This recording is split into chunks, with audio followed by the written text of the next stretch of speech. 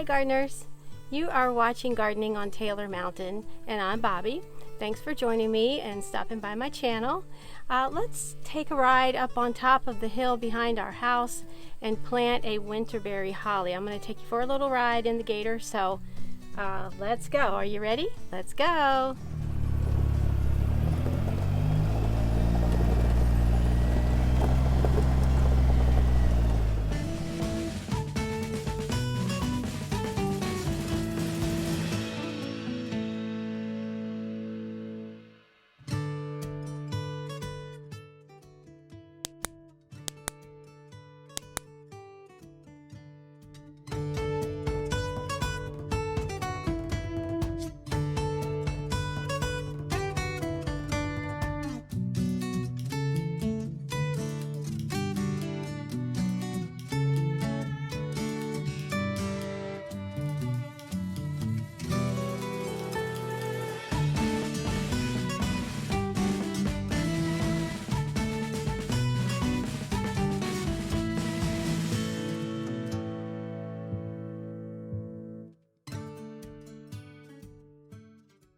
We made it. Bit of a bumpy ride, but we made it. So up on top of the hill behind our house, I call this area the production area. And I don't exactly know why I call it the production area, because I'm really not producing anything. But everything that I have planted up here is to be used for cutting. I have magnolia trees, the Bracken's Brown Beauty magnolia trees. I'm in zone 6B, so that's what grows here in zone 6B.